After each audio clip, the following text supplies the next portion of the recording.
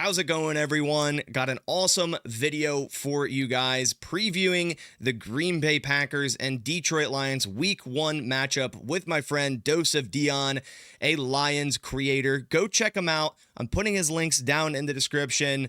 We preview all the important things for the Detroit Lions and also the Green Bay Packers ahead of this electric Week 1 divisional matchup. Also, leave a like down below if you do enjoy this type of video, and I'll try to bring on other creators before their matchup versus the Green Bay Packers as the season progresses. Also, go down, click that subscribe button to stay in the loop with everything Green Bay Packers this season. News, analysis, updates, game previews like this one, and game live streams. You'll find it all here on this channel. You know what? We were talking about this a little bit yesterday. Like, do you like the division games to open the season? I honestly don't. Be honest with you, I don't. I kind of like building it up a little bit, but there's so much extra added to it though, because you just know how much it means. Like, I know for us, back-to-back division games is like, yo, you could be in a great spot, you could be in a really bad spot really fast, and every game feels there's so much pressure after this game. But it's good. Football's back. I can't be complaining, man. We got football tonight. It's gonna be embarrassing. My assumption is it's gonna be really bad. But we're You here, think man. tonight's So gonna be Bass, bad? You think yeah, tonight's I don't gonna think be it's gonna bad? be good. I don't think it's gonna be good. And I would like to see it be good. Like I don't want Philly to win. I hope Philly gets the opposite Same, direction. but You I know? mean, after what Jerry's doing over there, I don't foresee them putting together a good performance tonight. I think the last two games, the Eagles like smoked them, right? Cowboys last year, Yeah. like it was Yeah. It bad. It wasn't was even it was really it's like bad. 40-12 combined or something. Yeah, but I agree with But the they whole like did you a favor. yeah, They I did you a agree with favor. the whole yeah they did. I agree with the whole week one thing. Being divisional games, it's hype. Like I love it. I love every second of it. Going into this week, we're like, okay, we got the Lions. You know, we're 0-2 against them last year. It's hype, but if the Packers win or if the Lions win, like that's a massive, massive, upside to have then later in the season when the team is going to be completely different. Like when I take a look at last year, we played the Eagles in Brazil, like both teams vastly different at the end of the season when we Yeah. played each other again in the playoffs. So like so much can change and it's such a valuable game. Obviously, division games are. And you said the Lions start with two divisional games. Yeah, we got Yeah, they Bears do. next.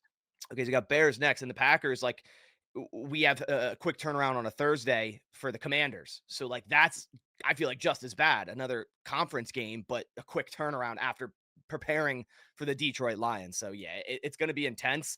It could either go wonderfully, and we're sitting here going, wow, we're 2-0. We just beat two of the best teams in the NFC. Or we could sit here going, oh my gosh, we are 0-2 Uh, going into week 3, and we just lost a divisional team and a conference team.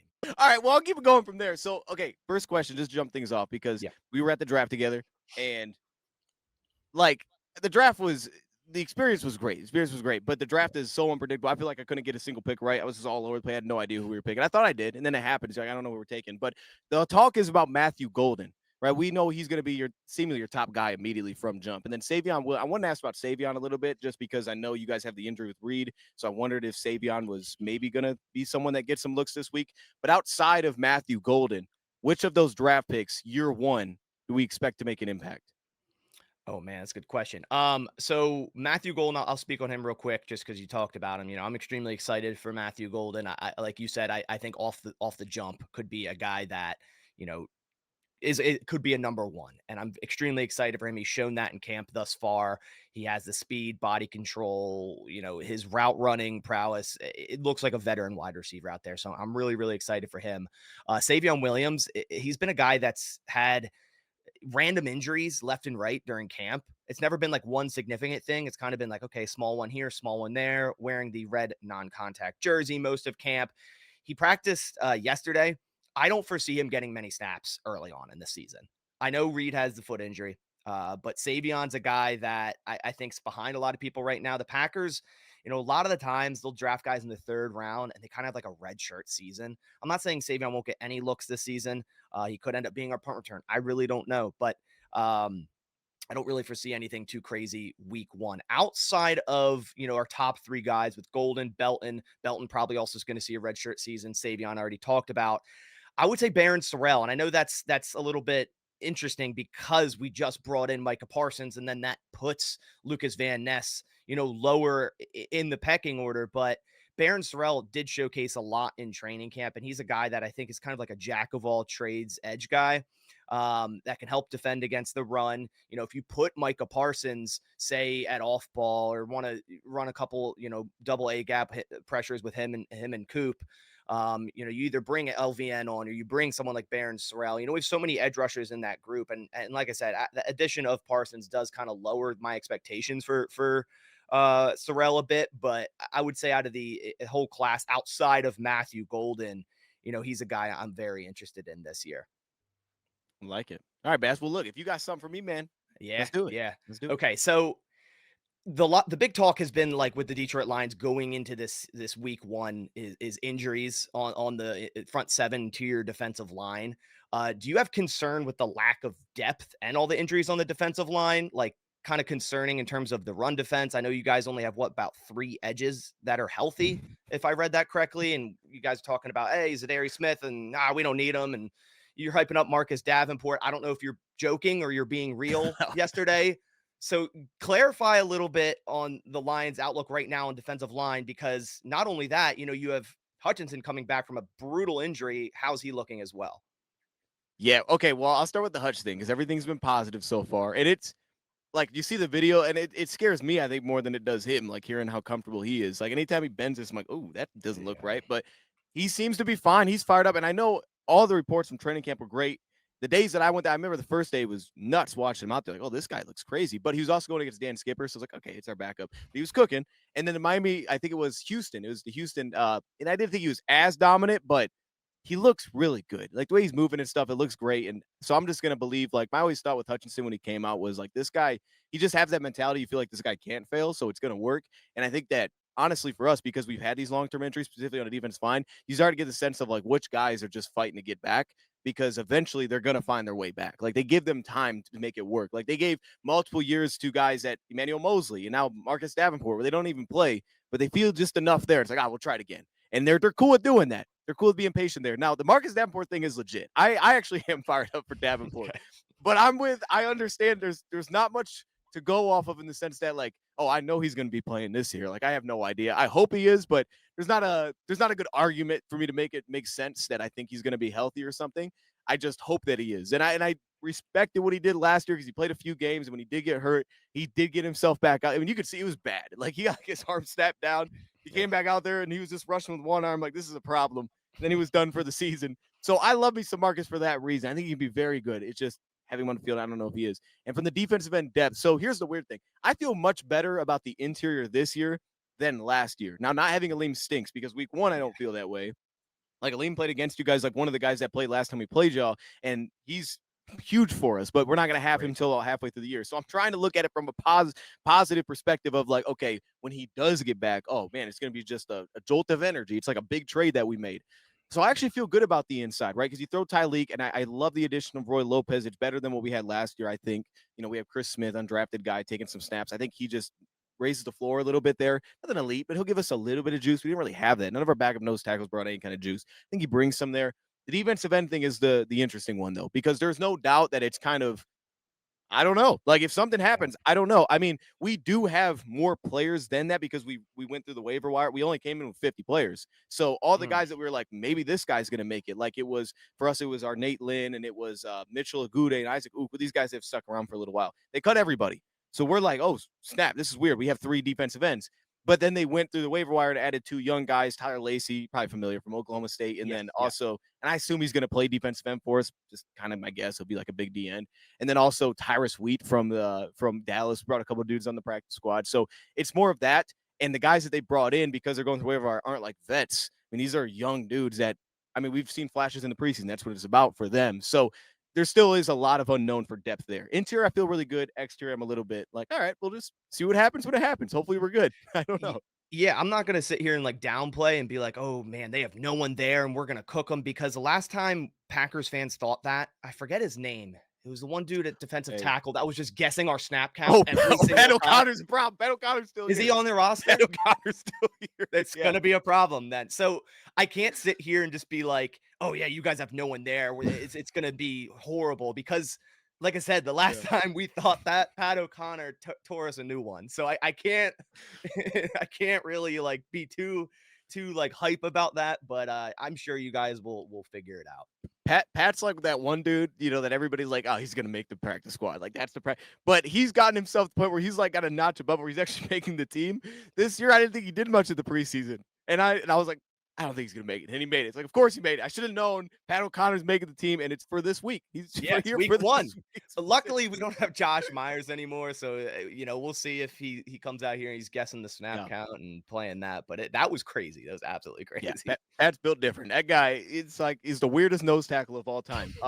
Okay, I'll throw you one then because Yeah. this is really specific to one of what you just asked me, but it's on your side of the ball because for me, it's Mm. going to start with the run game for both sides. But I wanted to ask specifically about that linebacker room because I know Edrin Cooper's a dog, but outside of that, so Quay Walker, I feel like the fan base for Packers been up and down on him. I always think when we play him, he's kind of a problem a little bit because he's so long and rangy. And then we kept trying to get McDuffie on the field. It was like, let's get him on the field there. Yeah. And I just wonder, is it like Hopper's time? Is it still him? How do we feel about that linebacker room not named Cooper? So it's still McDuffie, and and Okay. and here's the thing: the Packers mainly Halfley trust him. He coached him at Boston College, so he kind of has that rapport with him where it's like, oh, he's going to keep him on the field. But Tyron Hopper looked phenomenal in preseason and training camp. I believe he was actually one of the higher graded linebackers in the entirety of preseason, and he looked like he's making that second year jump. So week one, you guys are going to see McDuffie. And here's the thing, the Packers, they played out of base like 31% of the time last year. I expect that to go up given the addition of Parsons and just how the NFL is going. Like we were in an era where it was mainly nickel like the Yep. past few years. And I think it's kind of coming back to like, okay, we're seeing more of this base because teams are starting to, run more 12 personnel, run more tight ends, do that sort of thing. So I think you're going to see a lot of McDuffie early, but I think it's going to be a short leash. I love what Quay does. I still think he has a lot to clean up, but he got a lot better as the year went on last year. But obviously, when you've got like Edgerrin Cooper playing next to you, you're gonna look better yourself because he's just so damn good. And I'm so excited for year two of Edgerrin Cooper. But yeah, Tyron Hopper, I'm excited for. I hope at some point this season he does get on the field because you invested a third round pick in him. He's a guy that a lot of people thought was overdrafted, and you just kind of want to see him get on the field because he showcases flashes. Like we saw him a couple times last year in garbage time where you're like, okay, you kind of see it. And then in preseason, he has great sideline to sideline speed, run fitting well. Didn't see too much of him in coverage, but again, you have Coop for that. If you're going to run Tampa 2 backer with him, you're fine with that. I'm excited for this linebacker room. I think again they can upgrade on McDuffie and that will end up happening. We also let go of Eric Wilson. He's back with Minnesota. He played a significant amount of snaps for us last year, so I think it's pretty inevitable that at some point we will see Hopper on the field. That's exciting because I just feel like if there's a backer that feels like you kind of pick on him a little bit, at least for us, it was always him. Yeah, So it's like, that's and they had talent. Hopper. There's a spot for him. It feels like there. So that's good to hear.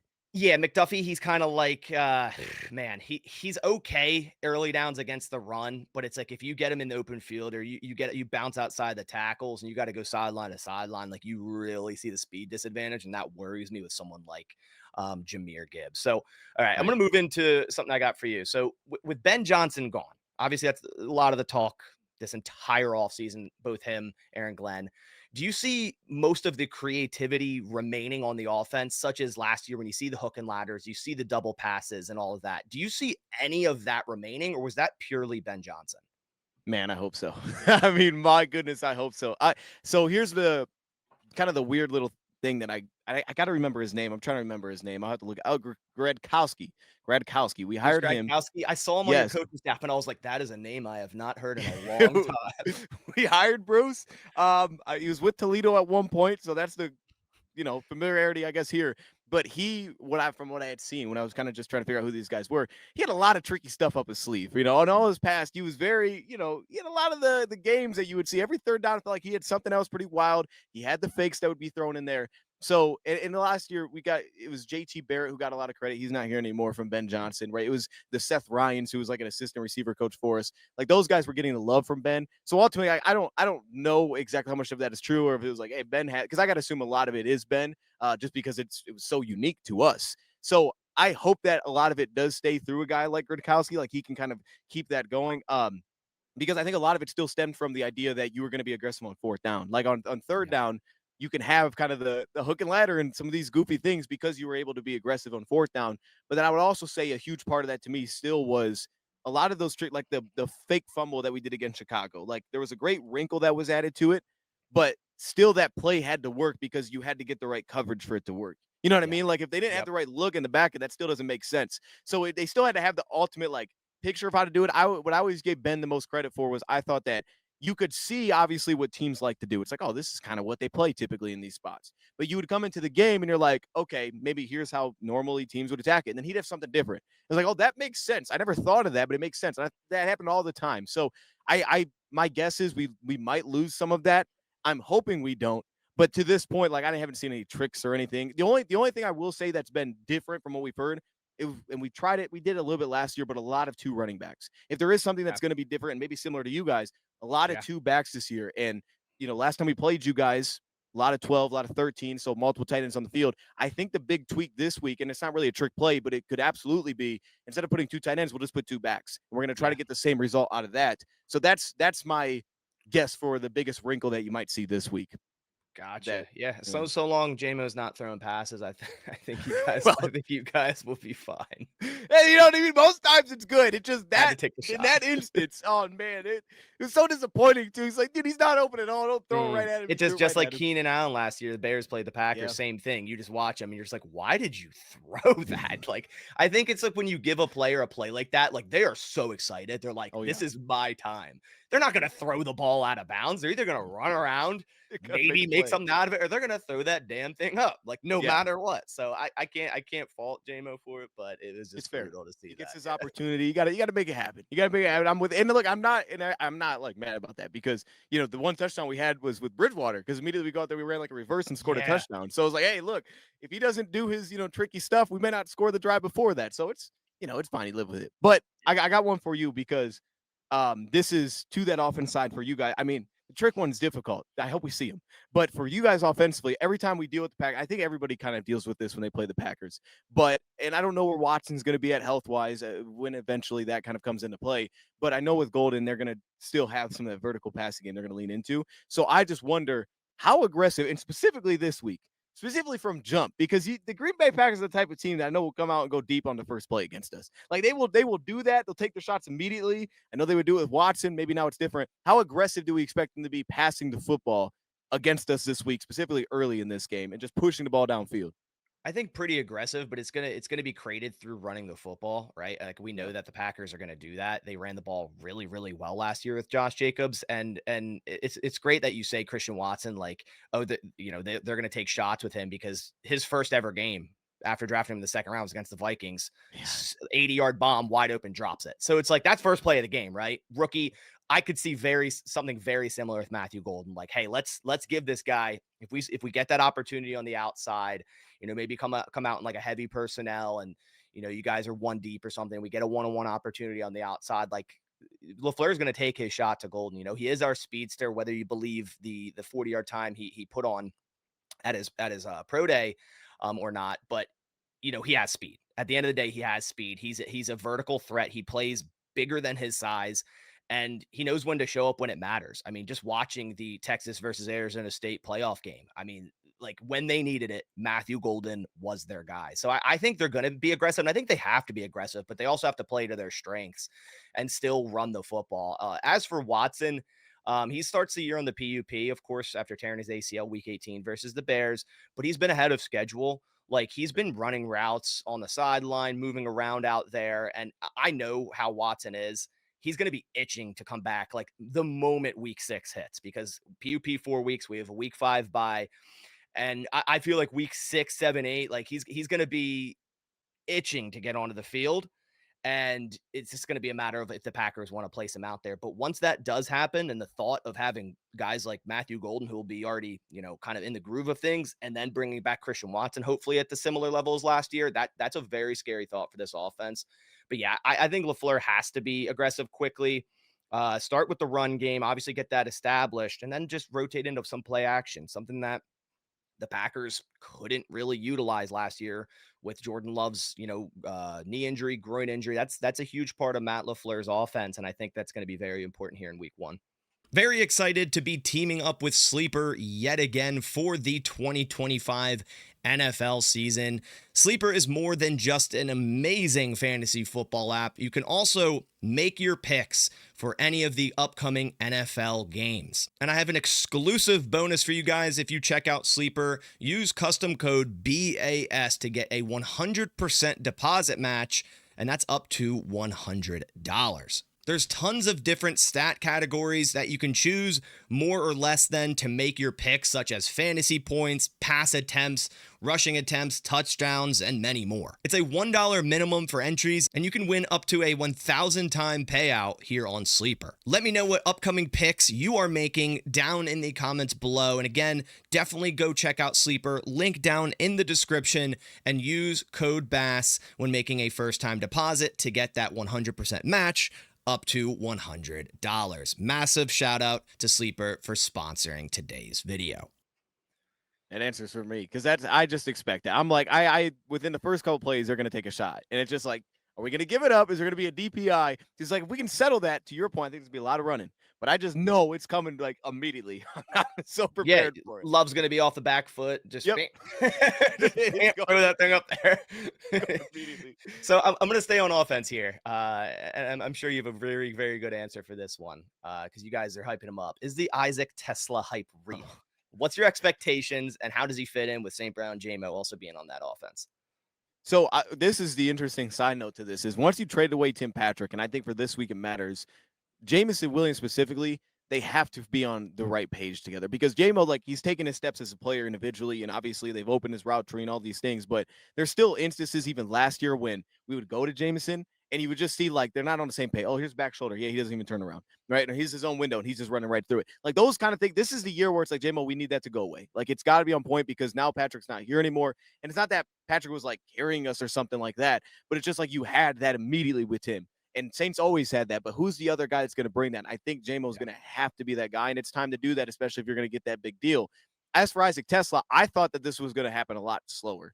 Like for sure, I mean, I love the Arkansas stuff, so I was buying it, especially after the draft. I mean, the guy, like, I don't know, I didn't see the stat, but I watched, and I was like, I didn't see him drop pass. Watch every game, didn't see him drop pass.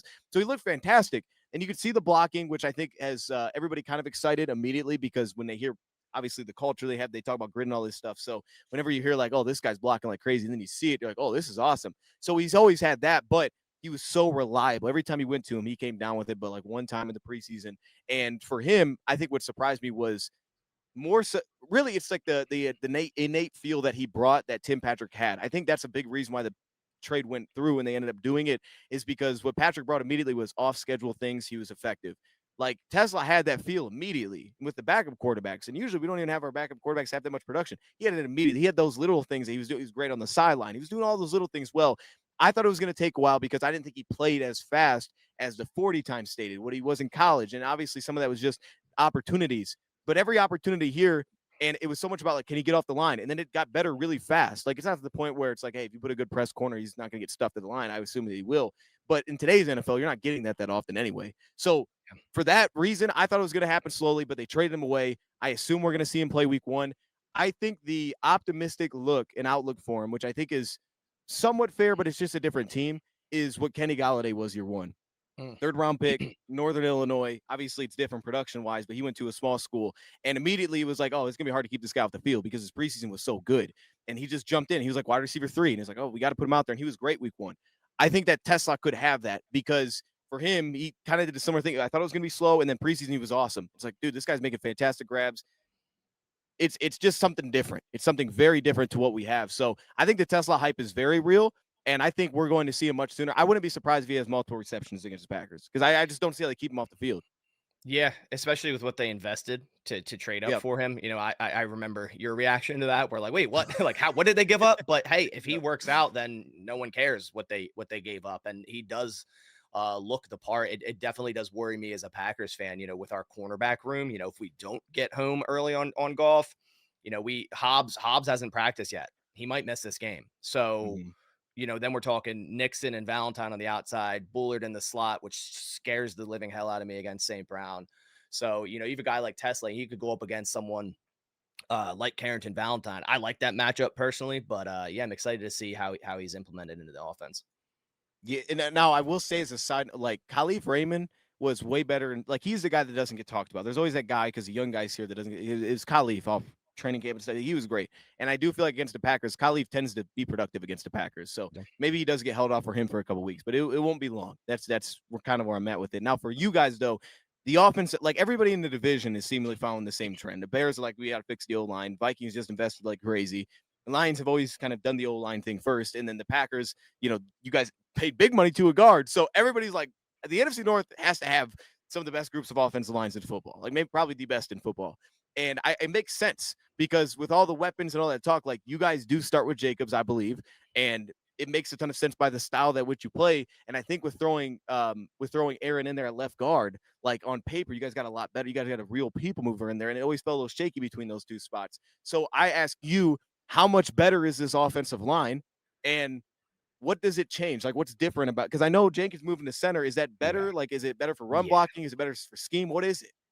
I think overall it's just way better. When you took a look at Josh Myers last year, there's a clear reason why they didn't bring him back, and another clear reason why I think he only got like 3.5 million, and he's a backup center for the Jets. Like Oh man, this wasn't a guy that moved the the needle up at all for the Packers offensive line. So I think Jenkins being there as a veteran, getting the whole offseason, albeit he had some back injury here and there, at center is going to be huge. He's a better run blocker than Myers. He's a better pass protector than Myers. He's a guy that's pretty much played every position on the offensive line. Extremely smart, high IQ player. Aaron Banks, I do wonder how quickly he's going to be, kind of have continuity with his offensive line due to the fact that he's also had a back injury. I know there's a lot of back injuries going around in Green Bay, huh? This entire training camp. So I'm interested to see that. But overall, the offensive line did get better. Not only that, like Rasheed Walker's starting at left tackle, but the Packers are itching to put Jordan Morgan at left tackle. And he had the entire preseason without allowing a single pressure, sack, hit, or hurry at left tackle. And had probably one of the best, performances in terms of how many snaps they played at preseason at left tackle. And it was against starters on the Jets, the Colts, the Seahawks. Like he was playing against actual starting edge rushers. So, I think it's going to be like soon that at some point we see Jordan Morgan, whether that's at a guard spot for Sean Ryan at right guard, or Rasheed Walker's not playing up to par and they put him in at left tackle. It's really nice to have that sixth guy, right? To have that guy that can kind of play anywhere. And that's how the Packers do a really good job at building their offensive line, is most of these guys can play anywhere. Like Zach Tom can play all five, no doubt.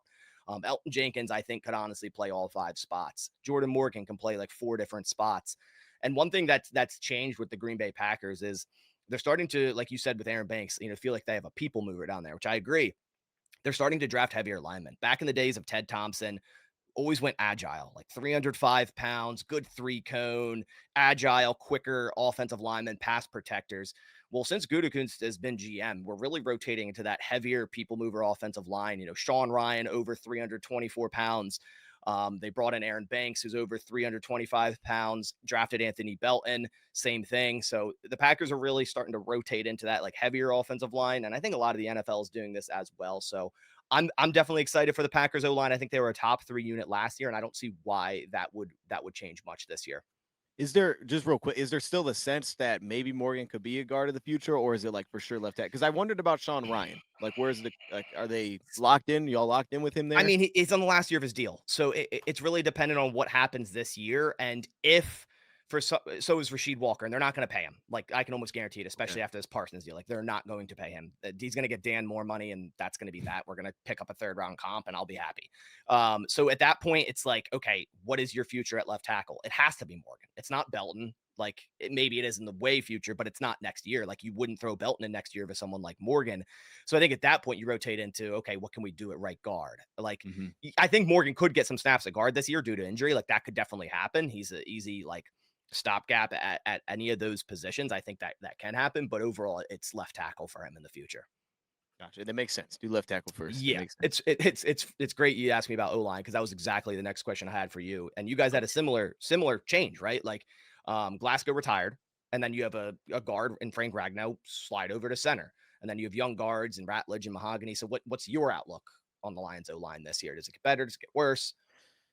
Yeah, I mean, I'll be honest, it's gonna be hard for it to get better. I mean, just realistically, it's gonna be difficult. The So initially I thought when we drafted Tate, I mean, obviously I thought it was a guard coming in, but then after doing the kind of thing to just watch the player, I'm like, man, I really like this guy idea at center. And the main Mm, reason is the measurables were very similar to Frank Ragnow. Frank had a very similar thing, came in at guard, then moved to center for us. So it just made sense. It was like I could see them seeing this as a center. And at the time, Frank was still here. So I thought, okay, he'll go to guard, but then eventually he's going to be the center. And then Frank retires. And you're like, oh, snap. Okay, now maybe Tate has to play center now. And they tried it. And they didn't say anything bad about it. And Brad was like, he could have kept doing it if we wanted him to. And then they just put him back at guard. And like, we're going to put Graham at center. My sense on that is they feel like, and I think this is very fair, that Graham might be better at center. Not even just communication things. He might just perform better at center than he would at guard. And I think that actually would make sense because I thought last year he looked like he lost a step. I know he was banged up. We'll see. He's banged up now. But I just didn't feel the same athlete. I just feel like at center, he's going to be a lot faster there. It's going to help him a little bit more. So for this offensive line, the way that I don't know if it could get better. It'd be Mahogany is the same guy that we saw for 100 snaps really throughout the entire season because he was very good when he came in. The problem I always had was there just wasn't a lot of true pass protection sets. Like so much of it was okay. We're playing the Bears, play action. And it's like okay, but he's not really getting like one-on-ones. And when he did, he was good, but it was so limited. So what do we get for a full season that still feels unknown? Brad Holmes told us that he was one of the big standouts of camp. So if we take his word for it, and he really is, and he gets better, then that left side should be fantastic between him and Taylor Decker. And then it's about Tate. And I think that Tate could do things better than Kevin did, specifically last year, because I know what Zeitler's going to look like this year. As a whole, it'd be, I think, crazy to say that he's going to be better, though, than Zeitler in his rookie season. yeah. Like, there's elements I think could be better. Like, he could be more of a, I think, a true mauler. Like, he could go push guys around a little bit better because that's kind of what he, even in the preseason, the little we saw him, like, it wasn't perfect. But once he got go, he's just pushing dudes. And it's like, okay, that could be better than Kevin. Like, I could see them biting. He's a good athlete. So, you might have more flexibility when Taylor's out there. It's like you can kind of run both ways now a little bit. But, like the pass protection things, like, okay, some of that might not be as crisp. I think he might lose his balance a little bit more. There's elements I just don't think will be as smooth as Kevin. Climbing up to the second level, I thought Kevin did super well. I don't know that he's going to do that well. But there's things that he could do better. I just think as a whole, he's not probably going to be better. And then at center, it just feels like no doubt you're taking a step back. Though the weird thing is, I didn't think Frank played that well against y'all last time. So if we're talking about week one, there's a world Yeah. in which Graham is better than Frank week one. I love me some Frank, but there's a chance. I'm looking at it from that, maybe he's a Yeah. dog there at center. So for this week, I'm comfortable with what will be this week. The thing that I'm really focused on against you guys is our running backs and pass pro because it felt like when we had an opportunity, we couldn't connect on the opportunity, and some linebacker would come flying in. You guys have 3 linebackers that can do it. I look at it like that. I think the O-line is going to be good this week. I think it's going to be good throughout the season, though. It would take a lot to be better than it was last year. I think naturally you're going to have some sort of regression there, and also Penei Sewell needs to be better. I'm going to be straight up. I love Penei Sewell, so he got to be better. Watching that last game, like he's got to be better, man, because we hold him to such a high standard. He's great, but he's got to be great. He's got to be really great in this game. Big Hopefully task. that I mean, answered. you got Parsons and Gary, so it's the Packers of the past. You could easily throw a chip on Gary, double team him, right? He's gonna get a lot of one-on-one looks, and Rashawn Gary's no chump. Like he's not a guy No, that you just go okay, like yeah, he's the second pass rusher on the team. Like no, before this Parsons trade, Rashawn Gary was the highest paid pass rusher on this team. So I like that a lot as well, and it's going to be a tough task for sure. and that's the element that makes it interesting because we didn't have Decker last time we played you guys. So we were chipping there, and I think some of that was just out of respect for like, let's help Dan Skipper a little bit. But and it maybe Penei Sewell does match up better with Gary than like Taylor Decker, just for size reasons. Like you might be able to deal with that power a little bit more. But Kingsley and Enagbare was having some wins again. I'm like, if that's the case, he's got to Yo, be a dog dude, this game. He's got to be. JJ, he's a guy that's like one game you'll be like, oh, what are we doing out here? And then another game he's like 6 pressures. All right, cool. He was going to Cool, man. work, man. I'm like, all right, dude. Hey, I feel good about. I think Decker's gonna be fine, but like we just. I don't know. I think we're gonna be fine. We're fine in the line. No bad things. We're not speaking that into existence. I got one more for you. Yeah. Because I want to ask this. I mean, I kind of want to ask this as a whole for the Packers this year. Not like what's specifically, different about this team, but like what's going to be the thing when you look back this year? What would it be that would say this is the reason we got to the next step? Because I think for you and for the Packers, that's kind of the vision right now. It's like, oh, we're a playoff team. We're a playoff Yeah. team. There's no doubt. If we're right, we're a playoff team. But and especially if Jordan Love's healthy. But like what's got to change for the next step to be the case? Yeah, I'm not going to go with the easy answer of Micah Parsons because that's obvious. I'm gonna go with catching the football. Like Yeah, it's such that's a good. big thing for this offense and this team overall. Like it doesn't matter what you do on defense. If you get turnovers like we did last year, you get stops. Okay, cool. Now go score on offense. Well, when you're dropping wide open passes on 3rd and 6, or you're dropping passes in the end zone, that your defense, how well it does, doesn't matter unless they're scoring 3 times. Like it doesn't matter. And that was such a big thing for the Packers last year. Like not only Jordan Love going through injury, he had the highest drop percentage as a quarterback in the entire NFL last year. And that was massive, right? You guys like Romeo Dobbs dropping an easy slant on 3rd and 7. Okay, drive done, right? Yep. Dontavian Wicks dropped like 95 footballs, right? Jaden Reed, same thing. It's like these guys, it wasn't just okay, one or two guys, like, okay, you were dropping the football here. Like even Tucker Kraft had a few drops, albeit wasn't as high as the other guys. But I think if the Packers will get to the next level, it's going to be because, Matthew Golden, a guy who has very, very good hands, steps up in situations. Whereas last year, a drop would happen. Maybe Romeo Dobbs clears the drop issues. Maybe Tay Wicks does. Regardless, we have more options now. So like if guys are going to continue to drop the football like Tay Wicks, like you're going to be off the field. And I think the Packers should do that. And I'm a huge Tay Wicks guy, as you know, but it's Yep. like the Packers drafted 2 wide receivers in the first 3 rounds. So clearly they're going, okay, last year was not good. Like this was not good. And obviously we have 2 guys on the last year of their deal and Dobbs and Watson this year. So that plays a part into it. But man, it's got to be just catching the football. It's something that simple, but it really derailed the Packers offense last year. That's a great answer. I didn't even think about it. It's 100%. Yeah, Like I mean, I 100%. could have sat here and be like, "Yeah, Micah Parsons, he's going to be a dog," which could happen. But it's like, Right. even if he is, and we have a top 3 defense, if their offense doesn't move the football, it can only do so much. So like that's kind of where I'm at with that. And that moves me into my last question. You already kind of answered half of this, so I'll kind My of give bad. you this. No, you're good because my question was, what's one thing, offense or defense, that could be new given the coaching changes? And you already kind of answered on offense, saying we could see more two back, more pony package type of look. So what's with Aaron Glenn's departure, what on defense do you think could be new for the Detroit Lions? Ah, that's good. That's really good. I wish I would have thought of that before. Because I think so much is going to be similar. Yeah. I don't know if this is good or bad, but I think I mean, I don't know. This is a great answer. I feel like what's going to be new for the defense, and I'll say a good and a potential bad. Good is the defensive line containing the quarterback a little bit better because that's something Mhm. that year after year we've really struggled with. We're bottom 3 typically in the league in terms of quarterbacks taking off against us. And I think we saw in the preseason, as much as it's the preseason, there was still seemingly an emphasis from everybody of like, okay, we have to have eyes on the quarterback from the inside and the edge. We are not rushing past the quarterback. And I remember Dan came out and he said things like this in the past, but he was like, if you're rushing past the quarterback, we don't have a spot for you.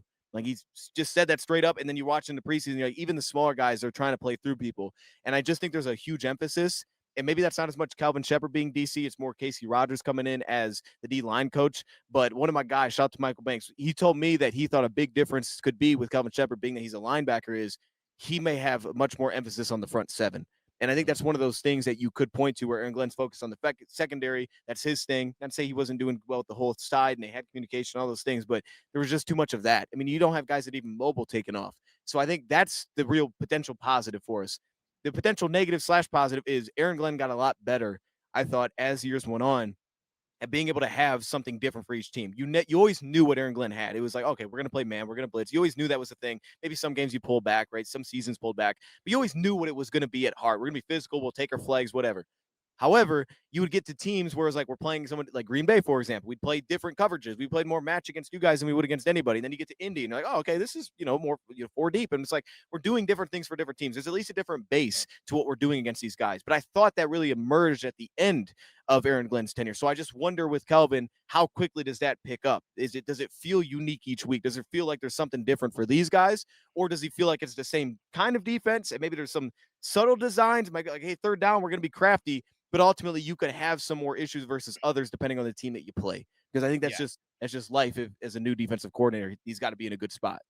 Yeah, so you kind of mentioned it with Aaron Glenn being, habitually a defensive back guy. Do you Yeah. think the physicality remains? Like you mentioned, okay, yeah, we're gonna hold and we're gonna get called on a few, but we're Right. gonna remain physical, and that's a way to play. Like especially you get a good ref group, like you're good, I'm you're with you, golden bro. because the receivers Yeah. are gonna be like throwing their hands up every time. The ref's just gonna be sitting there like, what? Hey, you I don't see can't call it nothing. every play. You know, What? at some What? point they're gonna stop throwing Let them flags. play. Exactly, right? So, do you think that remains as well, like, that mentality? Is that more of, like, just an overall Dan Campbell thing, or was that Aaron Glenn? Yeah, I think that's very much so Dan Campbell and Brad because of the cornerbacks they continue to go after. Like it just True. makes sense. They all fit that. Now Reed is interesting because I know at Jets, like he wasn't always pressing everybody. Sometimes he'd play, for three and things like which we always do, but he wouldn't always be up and get hands on guys. But I still think the way that they've continued like to add to the cornerback room, they have the same DB coach. I feel like if you change that, you're just not playing to your personnel best. So then all of a sudden it just doesn't make sense anymore. Like they can do other things, but I just think that identity and it plays it with blitzing and being aggressive. So I don't think that'll change. I hope it doesn't change because as a fan, I love it. Like it's man, it's made me fall in love with the idea of man coverage. I'm a big man coverage guy now. Forget we're not disguising anything. We're playing man. Everybody knows we're playing man. I love it. It's Yeah. and it should be better with guys like Terry because Terry would break down all the time last year. Hey Beth, Yeah. you mind if I throw one thing in because you were saying that real quick? Yeah. Yeah. Because this is what the fans want to hear. This is what everybody talks about. And I don't do this because I always give y'all credit in the back end. I love your safety group. I wonder a little bit about Evan one-on-one if you get him to know some of those spots. But I love the safety group. I love the communication. If Valentine starts this week, I still think they're going to be sound because it's the same bodies again. But everybody says, man, that secondary is trash. Your corners are Mm. trash. We're going to cook those guys. And I don't feel that as much because I think what you guys do well is specifically third downs, man. You guys are crafty. The two deep looks Oh, that you yeah. guys continue to invert into, it gives us problems all the time. Like maybe we'll have better answers this week, hopefully. But as a whole, like, are you worried about the cornerback room? I'm not as much. Obviously, there's a depth issue. I mean, as much as I want to sit here and be like, yeah, Bo Melton's a dog, and he's going to come out here and be our be our next guy at Hey, cornerback. Like, hey, credit to Bo, like making the roster as a cornerback, and he improves every single day. But I'm confident in our guys. Like a lot of people point at Keyshawn Nixon as like a scapegoat every single time something bad happens on the defense.